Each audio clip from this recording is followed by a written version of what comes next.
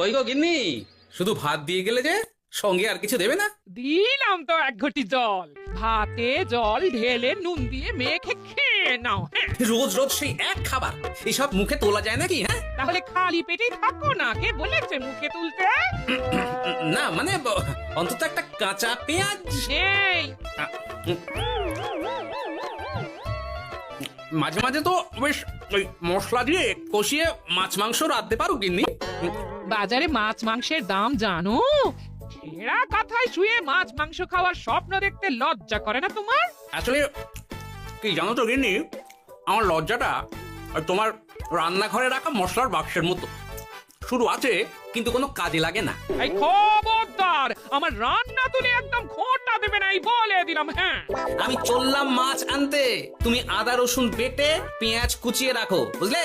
বলি পয়সা কোথায়? লাগবে না, মাছ খেতে হলে পয়সা নয় গিন্নি, বুদ্ধি লাগে, বুদ্ধি, বুঝলে? বুদ্ধির বদলে মাছ কোন দোকানদার দেয় গো?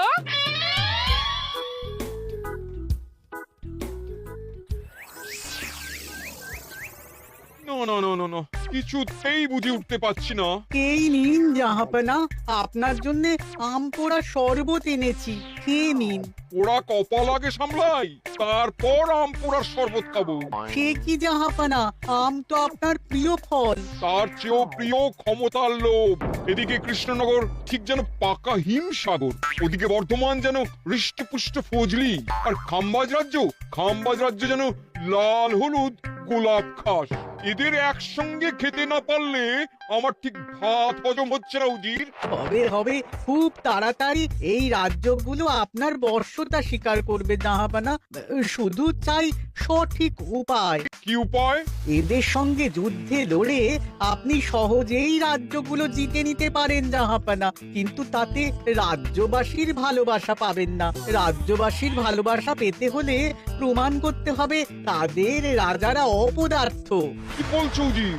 আমার তো কিছুই মাথায় ঢুকছে না। আপনি হলেন বাংলার নবাব, আর কথায় আছে না, মাছে ভাতে বাঙালি। বাঙালিকে না বুঝলে বাংলা জিতবেন কিভাবে? আসুন জাহাপানা, আসুন, আমি আপনাকে বাতলে দিই বাংলা জেতার উপায়।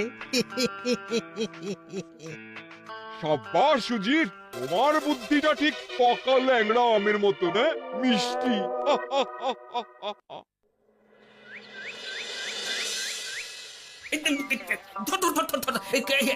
এই পায়ের নিচ দিয়ে গলে গেল, ধর ধর ধর ধর। বিশাল বড় মাছ গো গোপাল দাদু। একেবারে পাকা শোল। ছাড়বে না গোপাল দাদু, আজ রাতে আমরা জমিয়ে মাছ ভাত খাবো। খেতে তো হবে, শোল মাছের ঝোল আর তেল কই। তোদের দিদাকে বড় মুখ করে বলে এসেছি, ধরেছি।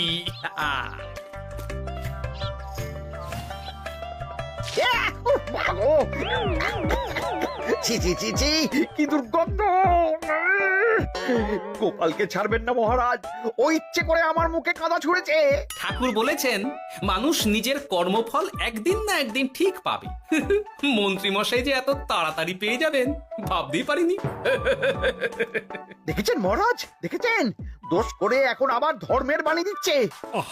তুমি রাজসভা কামাই করে এসব কি করছো গোপাল? যা সামান্য বেতন পাই সব পেঁয়াজ রসুন কিনতেই ফুরিয়ে যায় মহারাজ, তাই মাছটা নিজেই ধরে খাচ্ছি। হ্যাঁ?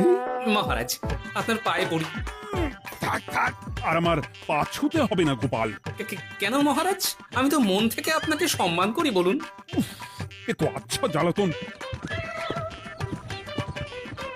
মুর্শিদাবাদের নবাব বাহাদুর আপনাকে একটি বিশেষ পত্র পাঠিয়েছেন, অনুগ্রহ করে গ্রহণ করুন।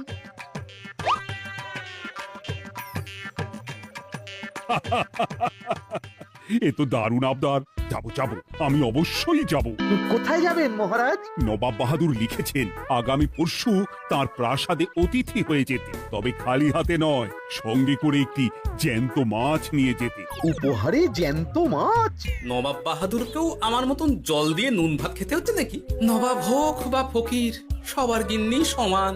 কিন্তু সঙ্গে করে কি মাছ নিয়ে যাওয়া যায়? ভেটকি, চিতল নাকি কাতলা? আচ্ছা, আগামীকাল রাজসভায় আমি সবার মতামত শুনবো। গোপাল, আগামীকাল ঠিক সময় চলে এসো কিন্তু। নাকি যাব মহারাজ, শুধু আমার বেতনটা ভেবে দেখবো। চল রে। আজ অনেক মাছ পেয়েছি। চল চল চল।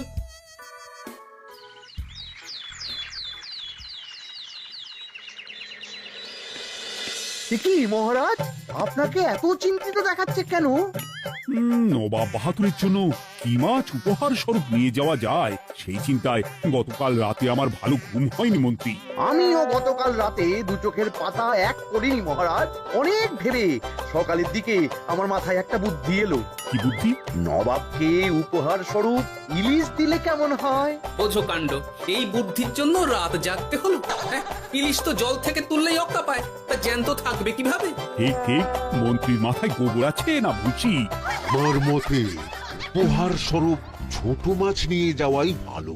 এই যেমন ধরুন ওই পুঁটি মাছ, নিজেও খেতে পারবেন আবার ঝালও খেতে পারবেন। ছি ছি ছি ছি ছি, সবাই হাসবে যখন দেখবে কৃষ্ণনগরের মহারাজ উপহার স্বরূপ নিয়ে গেছেন পুঁটি। ওরে বাবা, তাহলে থাক বাবা। তাহলে বাদ গেল মোট দুটি, ইলিশ আর পুঁটি। আমার মতে কাতলা দেওয়াই ভালো, ওজনেও বেশি হবে। না না না, কাতলা দেখতে একদম ভালো নয়, মাথা মোটা মাছ কোথাকার। উপহারে এমন কিছু দেওয়া উচিত যা দেখতে সুন্দর হবে। হ্যাঁ, ঠিক তো, তাহলে বরং ভেটকি দিয়ে দিন। ভেটকি বাজারে কত করে কিলো এখন? পয়সার চিন্তা আমি করছি না গোপাল, বরং আমার চিন্তা মান সম্মানের।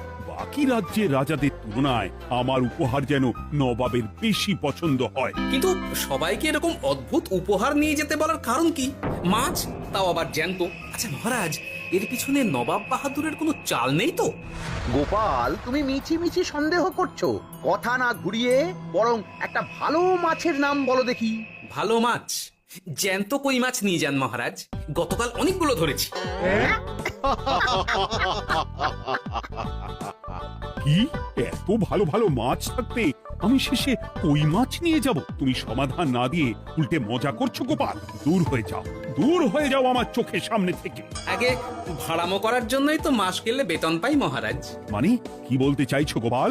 নবাব বাহাদুর কি চান সেটা আমরা সবাই জানি, তাই বলছি মাছের গর্তে হাত ঢোকানোর আগে পরীক্ষা করে নেওয়া উচিত ভেতরে সাপ আছে কিনা।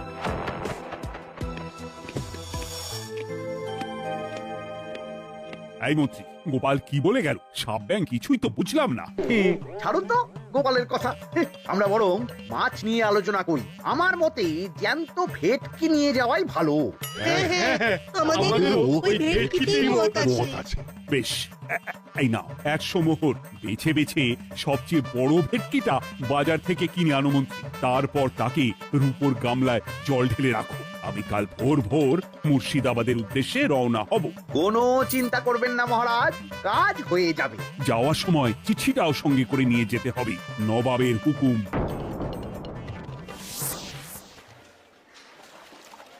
এই দেখুন কেমন খেলা করছে। হ্যাঁ, বাহ বাহ বাহ। ওজনে কত হবে? 4 কিলো তো হবেই। কিলো 2 পয়সা হিসেবে 8 পয়সা দেবেন। আমি শুধু ওজন জানতে চেয়েছি, দাম শুনে আমার কি হবে? এই, এটাকে গাড়িতে তোল।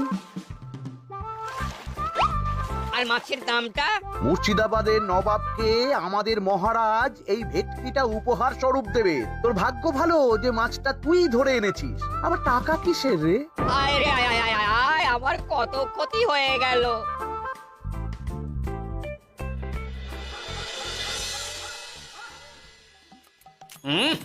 তুমি তেল কৌটে যাও রেঁধেছ না?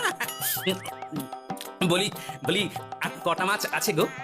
আছে, তাতে আগামী 7 দিন হয়ে যাবে। হ্যাঁ, তাহলে কাল কই মাছের ঝোল খাবো, পরশু খাবো শোল মাছের কালিয়া। এসব খেয়ে খেয়ে জিভে চড়া পড়ে গেল। বাজার থেকে একটু ইলিশ ভেটকিও তো আনতে পারো। হ্যাঁ, ইলিশের অনেক দাম গো গিন্নি, আর ভেটকি তো বাজারে প্রায় ওঠেই না। কে বলেছে তোমাকে? শুনলাম মন্ত্রী মশাই নাকি আজ বাজার থেকে সবচেয়ে বড় জ্যান্ত ভেটকিটা নিয়েছেন। হ্যাঁ, তাই নাকি? তার মানে আগামীকাল নিশ্চয়ই মহারাজ ওটা নিয়েই মুর্শিদাবাদ যাবেন। আমার মনটা বড্ড কু ডাকছে গিন্নি। না, এভাবে ছেড়ে দিলে হবে না, একটু পরীক্ষা করে দেখতে হবে। হাজার হোক এ রাজ্যটা তো আমারও। এত রাতে আবার কোথায় চললে গো? হ্যাঁ? দেখতে গর্তে সাপ আছে না মাছ। অ্যাঁ?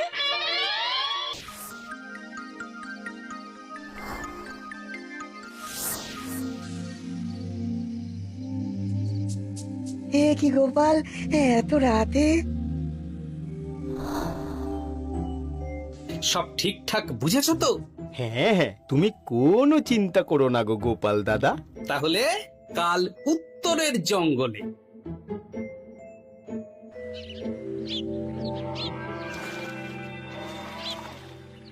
ভেটকি মাছটা রূপোর গামলায় রেখে গরুর গাড়িতে তুলে দিয়েছি মহারাজ। আর নবাব বাহাদুরের চিঠিটা? ইয়ে সিংহাসনের ওপর নিচে ডাইনে বাঁয়ে সব জায়গায় খুঁজলাম, কোথাও নেই। সে কি, তাহলে? এমন চিত্তাকর্ষক উপহার দেখলে নবাব বাহাদুরের চিঠির কথা মনেই থাকবে না। আপনি নির্দ্বিধায় যাত্রা শুরু করুন মহারাজ। ঠিক বলেছ।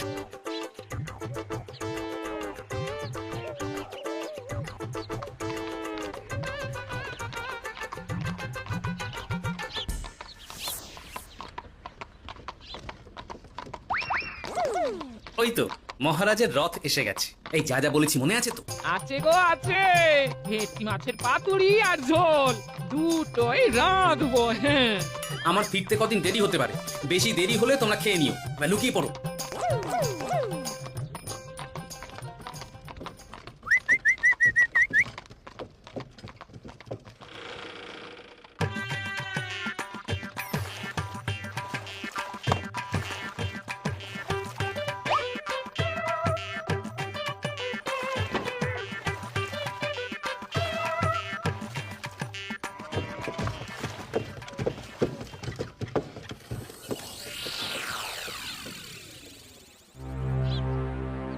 ওই দেখা যায় রথে চেপে সবাই ধীরে ধীরে এদিকেই আসছে জাহাপানা। আসতে দাও আসতে দাও, এবারই খেলা জমবে। এসো এসো, তোমাদের সবাইকে মুর্শিদাবাদে স্বাগত জানাই। আমার উপহারের কথা মনে আছে তো? আছে জাহাপানা আছে, শুধুমাত্র আপনার জন্য আমি নিয়ে এসেছি একটা জ্যান্ত কাতলা। এই নিয়ে এসো। আমার উপহারও কিছু কম নয় জাহাপানা, নিয়ে এসো। আর তোমরা? আর কৃষ্ণচন্দ্র, তুমি কি এনেছো? এদের সবার চেয়ে ভালো উপহার এনেছি, যা দেখলে আপনার মন একেবারে আনন্দে নেচে উঠবে। ইচ্ছে করবে এক্ষুনি হয় পাতুরি না হয় ঝোল করে খেয়ে নি। তাই নাকি? হ্যাঁ, খাস নবাব বাহাদুরের জন্য আমার বিশেষ তোফা। কই, নিয়ে এসো। এই তো কই নিয়ে এসেছি মহারাজ। গোপাল, তুমি? ভেটকি কোথায়? এতক্ষণে গিন্নি রান্না বসিয়ে দিয়েছে।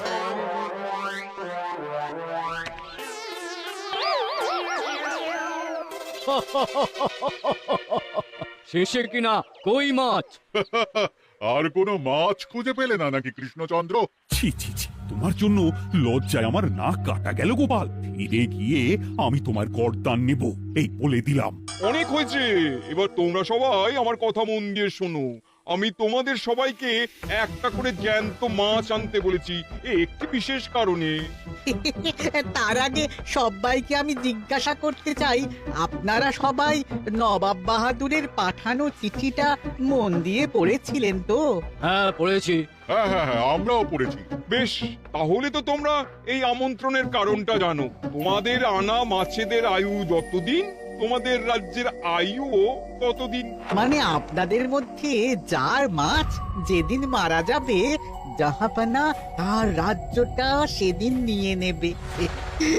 আর যতদিন না আপনাদের মাছ মরছে, ততদিন আপনারা এই প্রাসাদেই থাকবেন।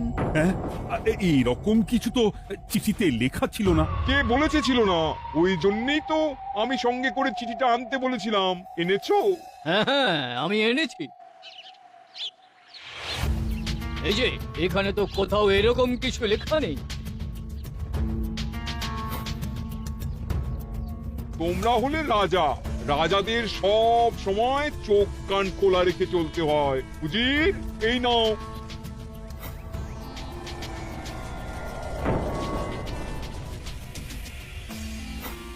সত্যি তো, চিঠিতে তো এটাই লেখা আছে।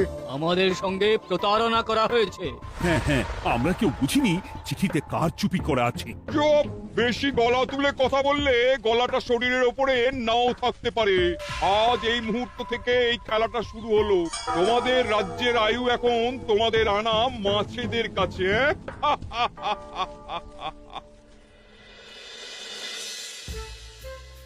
উজির, কার মাছের কি অবস্থা? আগে বাকিরা মোটামুটি সাঁতার কাটছেও খাম্বাজ রাজার আনা কাতলা খাবি খাচ্ছে। মনে হয় খুব তাড়াতাড়ি যাবে। বাবা বাবা, এ তো খুব ভালো কথা। অপেক্ষা করি তবে। গেল গেল, আমার রাজ্যটা ভেসে গেল। গেছে মহারাজ, গেছে। আজ থেকে খাম্বাজ রাজ্য আমার। খাম্বাজ রাজাকে বন্দি করো। পাবদার রুইও ভেসে উঠেছে জাহাপানা। তোমাদের রাজ্য দুটো আমি খেলাম। বাকি রইল শুধু বর্ধমান রাজা চিতল আর কৃষ্ণচন্দ্রের কই। যা, আমারটাও গেল। আগে জানলে আমিও কৃষ্ণচন্দ্রের মতন জিওল মাছ আনতাম। কৃষ্ণচন্দ্র, নিজেকে এত চালাক ভেবো না। একটু দেরি হলেও একদিন না একদিন তোমার কইও ভেসে উঠবে। ততদিন তুমি আর গোপাল আমার প্রাসাদেই থাকবে, কেমন? এ তো উত্তম প্রস্তাব নবাব বাহাদুর। আপনার প্রাসাদের বিরিয়ানির কোনো তুলনাই নেই। অনেকদিন নুন ভাত খেয়ে আছি, আজ একটু বিরিয়ানি হবে নাকি? পেয়ে যাবে গোপাল। নবাবের প্রাসাদে অতিথিদের যত্নের কোনো ত্রুটি হবে না।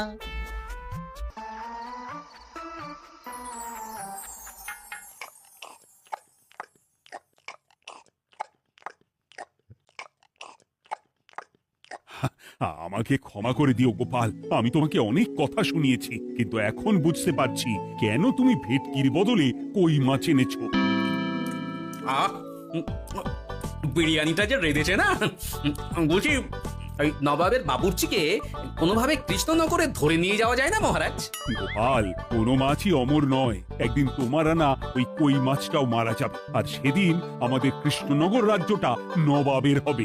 আহ, মাছগুলো একেবারে ঝুড়ো ঝুড়ো, আর মাংসটা তুলোর মতন নরম। আমার কথা কি তোমার কানে যাচ্ছে? গোপালের চোখ কান সবসময় খোলা থাকে মহারাজ, আর তাই চিঠির কারচুপিটা ধরতে আমাকে বেশি বেগ পেতে হয়নি। কিন্তু কিভাবে বুঝলে গোপাল চিঠির রহস্যটা? কারণ আমি জানতাম নবাব বাহাদুর অনৈতিক কিছু করবেন না। গায়ের জোরে নয়, বুদ্ধি দিয়েই উনি বাজিমাত করবেন। অবশ্য এ ব্যাপারে আমাকে সাহায্য করেছে বিজ্ঞানী। একটা সাহায্য করতে পারবেন বিজ্ঞানী?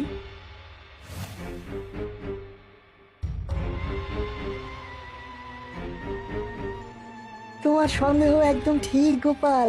এই চিঠিতে লেবুর রস দিয়ে লেখা হয়েছে কয়েকটি লাইন, যা শুধু আগুনের তাপেই ফুটে উঠবে। এই নাও। সর্বনাশ!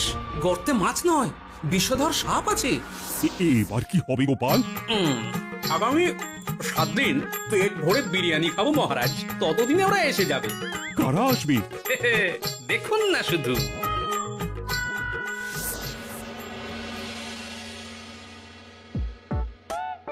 এই তোমার বুদ্ধি দেখলে তো, গোপাল এসে কেমন সবকিছুর উপরে জল ঢেলে দিল।